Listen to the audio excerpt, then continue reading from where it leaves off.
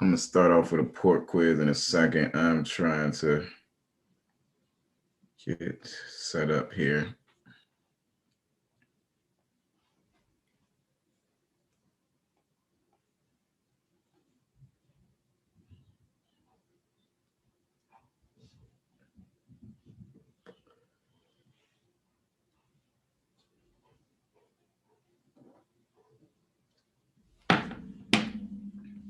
Uh-oh, let me make sure I'm not blocking people from getting in. All right.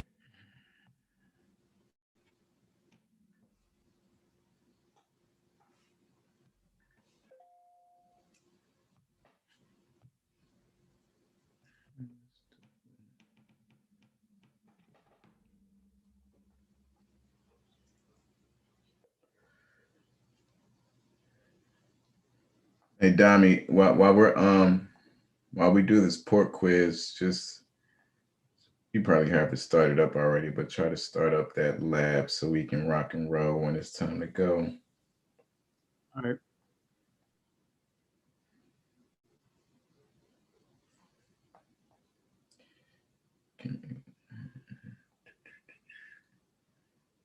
Gotta make sure I share this on my social medias.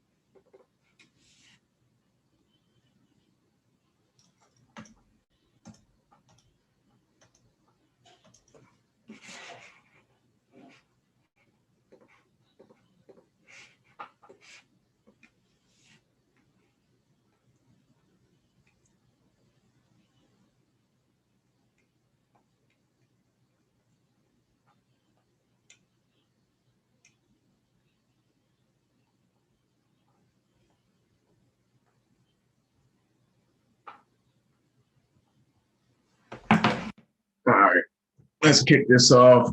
What's up, y'all? Thank you for joining us today, everybody who can make it. Today, we're going to start off with a quick port quiz for our January class. They've been going over ports and protocols lately, so definitely want to drill that in a few bits. And then we are going to get into a lab where we're going to have Dami. He's going to show us how, the basics of certificates, how we set them up, and how simple they are, right? They're not something you need to be afraid of when we talk about them in class, when you see them on your exam, when you talk about it in the real world. I mean, a lot of these topics aren't things that you need to be afraid of. Right? You can read about most of them. Right? They do have some technicalities that make them or make some of them a little bit more complicated, but the understanding how they work, how you interact with them, Dami's going to show us how simple it can be. All right, now before we get into that, let's go ahead and start up a pop quiz. So I'm going to write out some ports. I may write out some services. And once I finish writing them out, we are going to answer them. Enable that. Enable that. Okay, here we go. All right. So let's do, and just give me a second. I should probably write this smaller, but I'm going to try and wing it.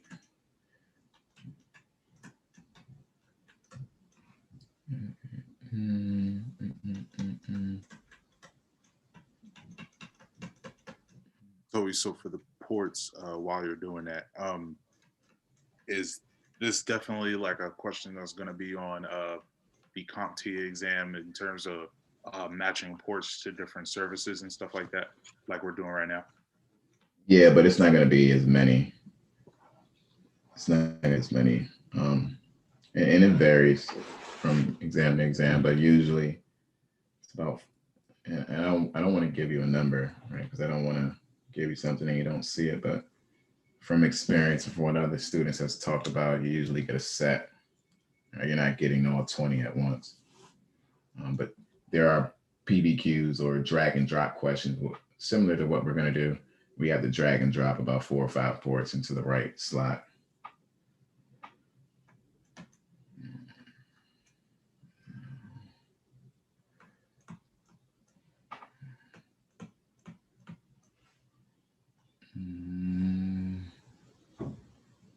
I'm thinking. I'm trying to see any. Let's do HTTP. Sorry, that doesn't look like HTTP.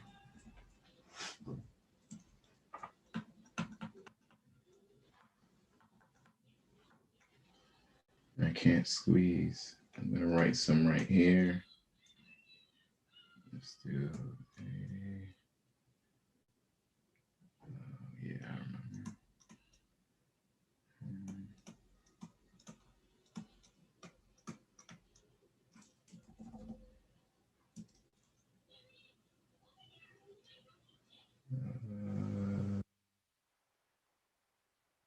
And we'll stop right there. Okay, we'll stop right there. All right. So we don't have to go in any order. Just give me a protocol. Give me a port. We'll go. Yeah, we don't have to go any order in the Zoom either. Let me pull up the YouTube just in case people are typing. But let's go ahead. Let's go for it. Let's start knocking these ports out. So what do we got?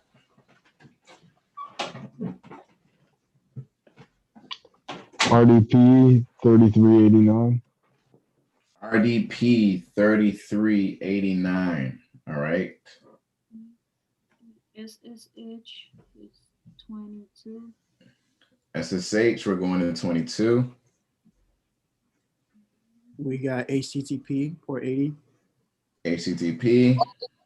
I'm just going to cross it out. Port 80. That's what I'm going to do. Telnet 23. Telnet 23. Okay. Pop 3. DNS. Yes. Or POP 3. What was POP 3? 110. POP 3 110. Colin, you said something? HTTPS is 443. All right. 443. Yep. I think I crossed that out early. DNS is 53. Good job. DNS is 53. Network time protocol 123. Yeah, didn't do a good job right there. Good job. Good. IMAP is 143. IMAP 143. Okay. And FTP. FTP 20. to FTP is 20. You are right. I don't have it up here. So good job. That's 20 and 21, right? Yep. I'm still gonna leave that other one open. FTP is 22. Good job, Lovner. That's 22. 21.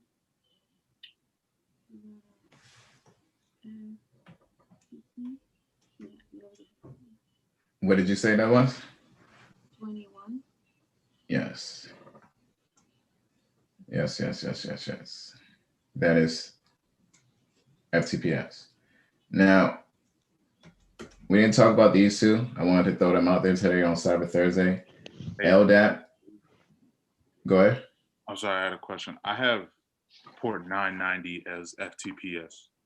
Yes, it can also use port 990. It can also use port 21. Oh, okay. Cool. Yep. LDAP. All right, our lightweight directory protocol. That's what we're using with our directory. Go ahead. I was just gonna say I think it's 389. There you go. Yep. This is 389. LDAP is going to use 389. Good job, Shane. LDAP secure. Before I write it, does anybody know it? 587. What was that? I heard somebody say something. I couldn't hear you. 587. You said what? 587. Oh, no, that's SMTP. LDAP secure is using 636. Good job, though, man.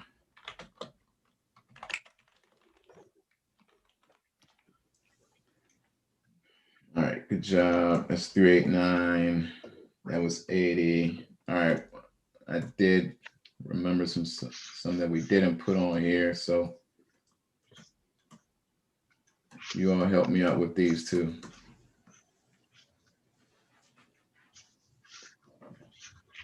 .995 is POP3 secure. Okay. 993 is IMAP secure.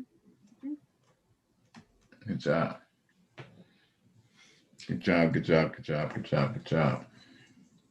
I'm trying to think if there are any other ones that I missed that we talked about today or yesterday, but VoIP.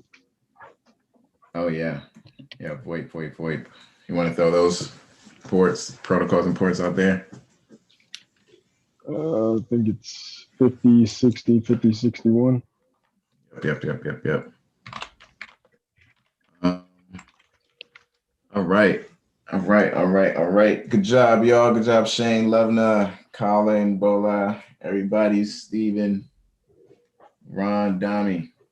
Good job. Let's go ahead and jump in our labs. All right. Don't want to keep everybody waiting. I know we want to see how these certificates work.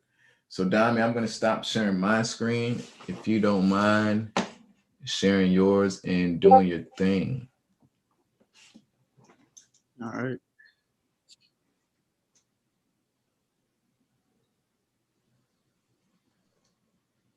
All right, so today's lab is about the certificates. And we know that the certificates are issued by the CA, the Certificate Authority, which we're going to see in the lab. And these certificates are used to prove the identity and validity of like a server, application, system owner. And, it's a pretty key component to identity and access management. So let's get started.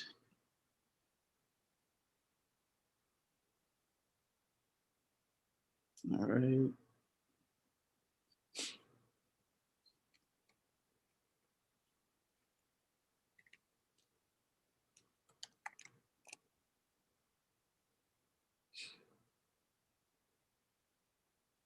All right, we're about to go into our server manager.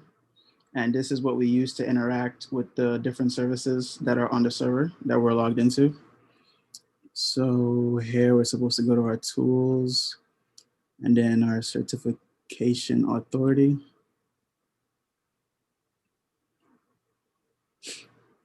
All right.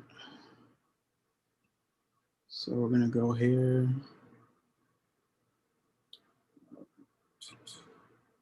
All right, properties.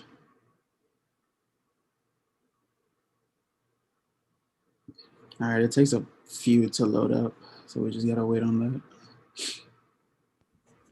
And what we're doing here, y'all, he's utilizing the CA services. Okay, the certificate authority, that service, he is utilizing it right now. All right, this is a service that has been installed on this server. Okay, to interact with it, just like any other service on here, the DNS service or the web service, he is using Server Manager to utilize it. So go ahead, Dami, my bad. Didn't mean to stop you. And so this right here that we're looking at, this is the root certificate. And so this is what actually proves the validity and the integrity of the different applications.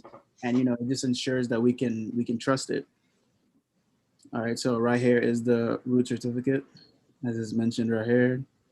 And so now there's a question. It says, which of the following is the identity of the cryptographic provider? And so right here, we have the provider. And then we also have the hash algorithm being used, and that's SHA-256 as well. But for the provider, we see it's Microsoft Software Key Storage Provider right there.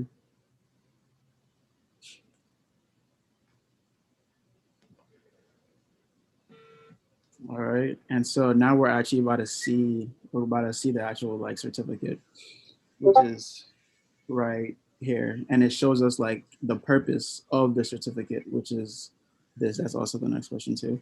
You know, it shows us who's it's issued to, who's issued by, and you know how or the time period that it's valid. So, what is the purpose of the certificate? All issuance policies and all application policies. And as as you all go through the labs, you'll see the different uses or the different ways you can use a certificate. Yeah.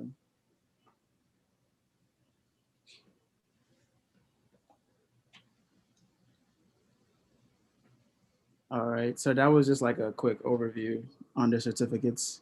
Like they're actually very like simple and easy.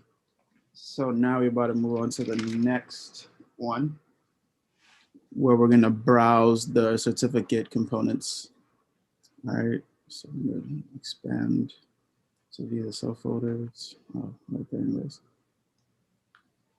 And so it shows us literally like everything, the revoked certificates, the issued ones, the pending ones, the failed ones, and the templates. Quick question, y'all. Why would a cert be under revoked certificates? Why would we find any certs under there? Because they were compromised or expired. Yes. Yes. They've been compromised or expired. And you saw where the expiration date was or what it was valid to. Yeah. Mm-hmm. Right, so we're going to click our issue certificate. So this is the certificate that is on right now. It's asking who it's issued by. All right, let me see if I click it, what will happen. Takes a while.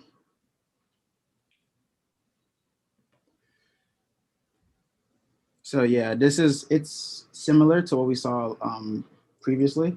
And here we can see that this certificate is for a different purpose now. You know, it's different from the one before. And that's because, you know, we don't use the same certificate to do everything.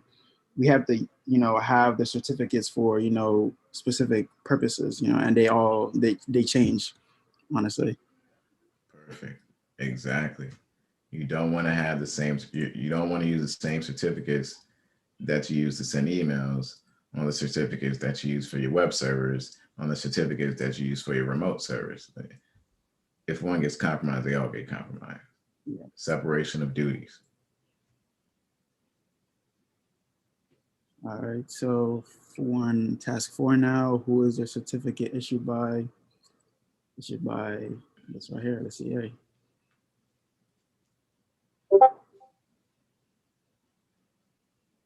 All right, so now we're gonna go to the certificate template.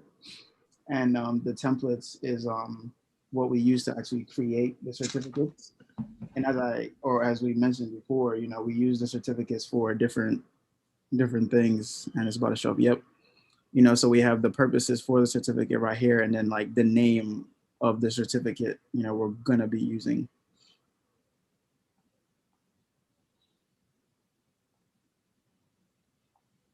All right, so we have a question here. Which one of the following templates should you use if you need to configure server authentication?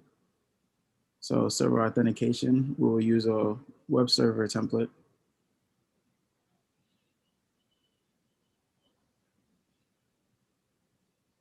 And then another one right here. Where certificate provides encrypting file system, secure email, client authentication for employee accounts. Where's that? Yeah, right here. Is it right here? And this is the template that we will use for that. And that's a cert that you would create for your users. All right, the cert on number 7 that for the answer he picked, that's a cert you would create for your web servers. These are the different templates. You're not creating it from scratch. You would just select it. Or you could create your own if you don't see a role for your specific purpose. But this, right, this is a great illustration of separation of duties.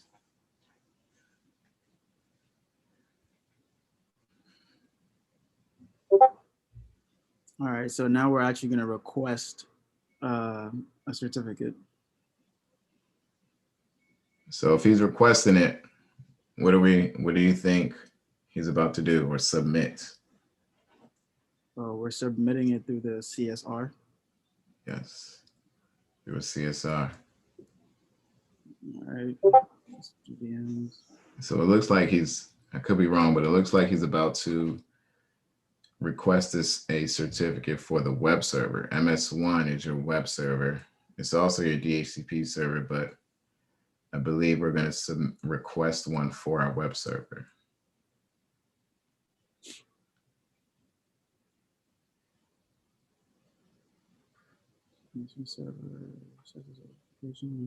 Where is this? And the connections, select the MS1. Oh, you have to open up. IIS. Yeah, you gotta open it first. All right. Yep. Select that. Then we're going to server certificates.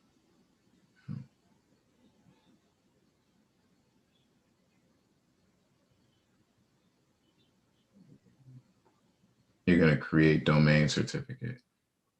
So it's the 4th one to the right. Right there, yeah. There we go. So yeah, so here is our CSR, correct? Right. So you see what he's submitting here for the CSR, y'all. Yeah. So we're gonna have the common name for the certificate, the organization, the unit. You know, it even goes down to the city and the state.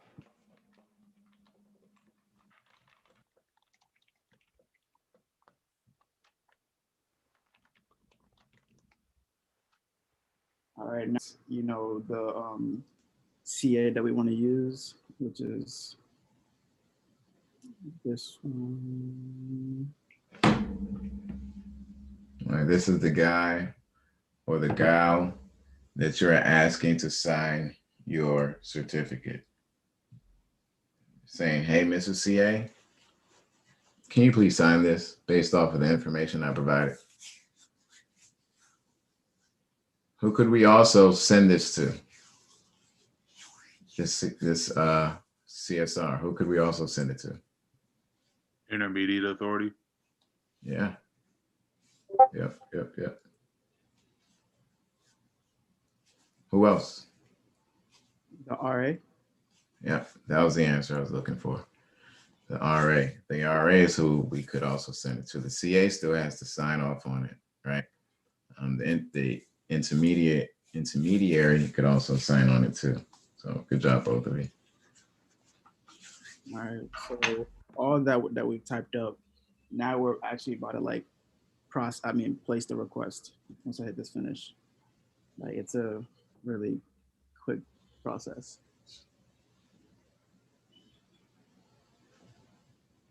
And so we're just waiting on the CA to approve it, and it's been approved. It's here now.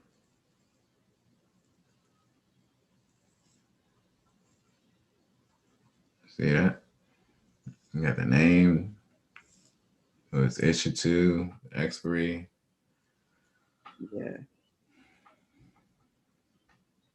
This is the certificate that we were seeing earlier. All right, so next we are basically gonna like apply it to our HTTPS port. Yeah, remember y'all, we were talking about how TLS works, that TLS handshake. Well, you need certificates to do that. Right? You need that public key inside that certificate to do that. So this is how we go from HTTP to HTTPS, or this is how we implement and enable TLS over HTTP. So he's getting ready to do it, right? It looks so, it looks like rocket science when you first see it, but when you actually, or when you first read it, but when you actually do it, it's like, oh, okay, I get it now. So this is what he's doing right now.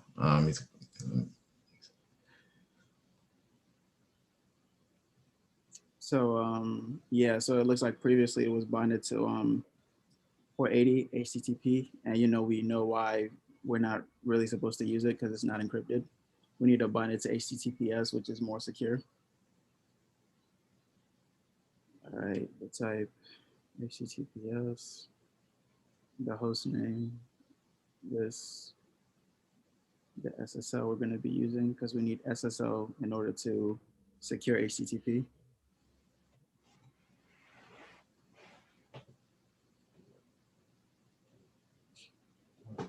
And there we go. It's there. Yeah, so now we're going to remove the HTTP because we don't need it anymore. We got HTTPS. He's learned about that. He's hardening this server. He's not using it.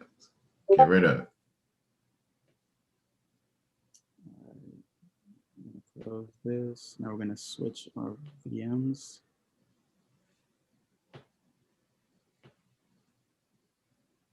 Okay, issue certificates, and here it is. This is the one we literally just created a couple seconds ago, number 4.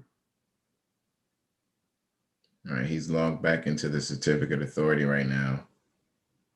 He's showing you this newly issued certificate that we just created for that web server. So we have a question here. Which certificate template was used? And so since we were trying to bind it to HTTPS, that's a web server. So, and we can see it right here too, certificate template, web server.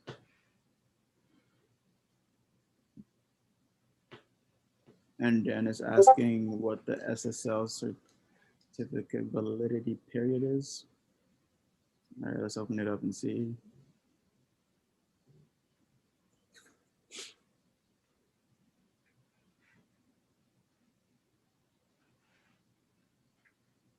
All right, you can see right here that it's valid from 2021 to 2023. So that's about 2 years.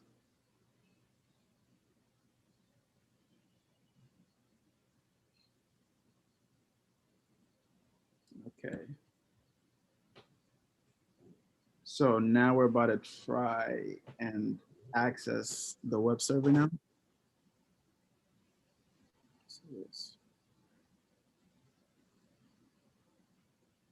Yep, you all just created an SSL certificate for your web service.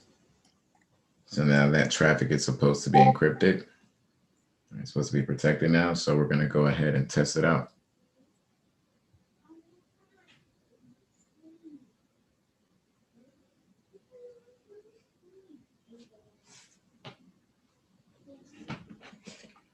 Here, this is what we're going to type in. As you guys can see, we're using HTTPS. So let's see. All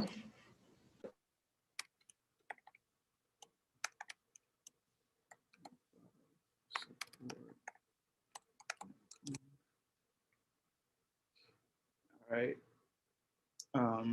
Now we're getting this warning right here because we're using our certificate, and isn't it because like it doesn't trust the website, correct? So that's why this is coming up, the warning sign.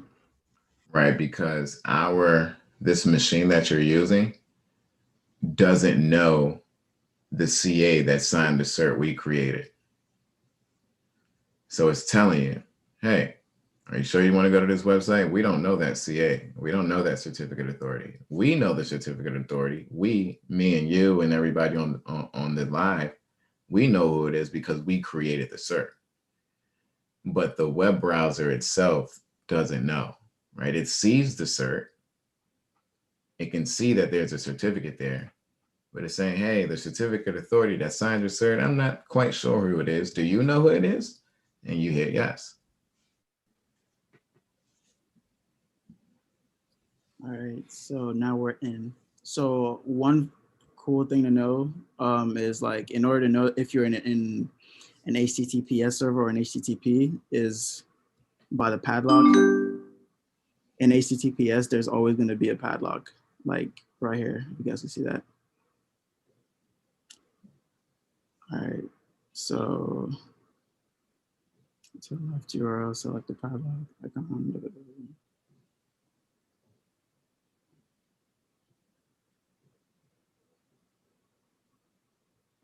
All right, so here we can view our certificate that we used. Let's check it out. So yeah, here we have the issue 2, who is issued by the CA, if you guys remembered. The period, which is that 2 years. The hash and algorithm. So good question though. Why is it using 2? Why is it using both 256 and SHA-1? You can use either or. Right, that you have 2 fingerprints, but more than likely it's going to take the one that weighs, that has the bigger weight. All right.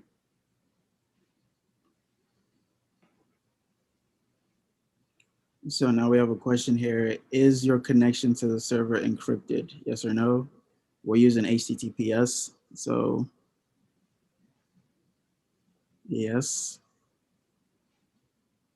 And it's asking, what is the identity of the CA that identifies this site? I think it was right here. Certificate, yeah. This is our certificate right here, 515. All right, cool. All right, so far, we have requested the certificate. Then we've had it, granted. We've also added it to our server so that the traffic can now be encrypted. So finally, we're about to have it revoked. And as Toby mentioned earlier, it's usually only revoked when something malicious happens or it expires. Let's switch. So you all created it. You submitted your CSR. It got approved. You implemented it with HTTP, or you binded it with HTTPS using that SSL certificate. You tested it out. You saw the padlock. You saw the details of your certificate. And now you're getting ready to revoke it.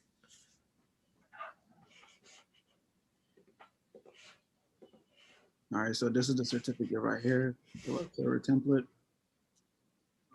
All task, revoke certificate. So it's asking for a reason. And so we have to use this reason right here, cease of operations. All right, yes to confirm. And just like that, it is gone. And we could even check it out right here. This is what we just revoked. The cease of operations, the web server, yeah, this is it right there. And just like that, that was it. The certificates are really actually like super simple. So now we have these questions right here to deal with. Which of the following best describes the activities in this exercise? Deployed an SSL certificate to IIS to provide HTTP connectivity, verified the HTTP connection, revoked the certificate, then proved the connection was no longer secure. Wrong, because we were using HTTPS. Viewed the CA structure, requested a certificate for IIS, bound the certificate with the default website, verified connectivity with HTTPS, and then revoked the certificate. That sounds more like it. And based on the above configurations, are HTTP connections still permitted to the website, the web default website? No. We're using HTTPS, and we took it away, if y'all remember. And so, yeah, that was it for certificates. Now, after doing that, and I'm sure you all have done it already, you see how simple it really is. Right? It becomes more complex when you're thinking on an enterprise level and you have thousands to millions of certificates that you're managing. All right, that's when the fundamentals, you're going to weigh heavy on them because you're going to need it in order to implement proper key management, proper certificate management, and going through the proper life cycle and making sure you have the right tools and that you know how to use the tools to implement this stuff. But that was a good job, Dami. That was a great job. Those keys or those signatures that we saw two signatures, the SHA-256, the SHA-1. I wanted to get through it before I explained it a little bit more. But the SHA-256, that's the one that our certificate authority had created, right? That's their fingerprint. The SHA-1, that's just it's another identifier for something else inside of the certificate. All right, it's not necessarily the fingerprint that came with our CA when he signed it or she signed it. But good job, Dami. Good job. Stephen said good job. Y'all, those labs are great. Those labs are dope. Keep using them. All right, I'm gonna send you a few assignments for the weekend so you guys can have some fun with that. Play around with it. If you have any questions, feel free to hit me up on the Discord, YouTube. Everybody on the YouTube channel, thank you for showing up. If you could do us a favor and hit the like button, we would definitely love it. If you have any recommendations for our next Cyber Thursdays, please leave it in the comments so we can get it on and get it popping. You all have a good night. Let me know if you have any questions. All right. If you're not signed up for our Security Fundamentals 1 course, please hit the website, onlinesecurity.com, and sign up so you can also learn the security fundamentals that everybody here is learning. All right, so good Cyber Thursday, y'all. Y'all have a good night. Bye. You too. All right, I guess. Bye.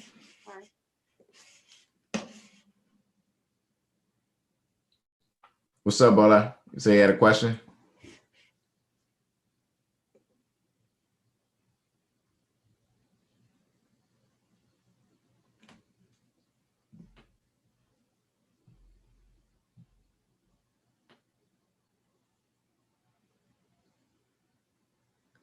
Can you send me your updated resume? Yeah, go ahead. Send it over. I'll take a look.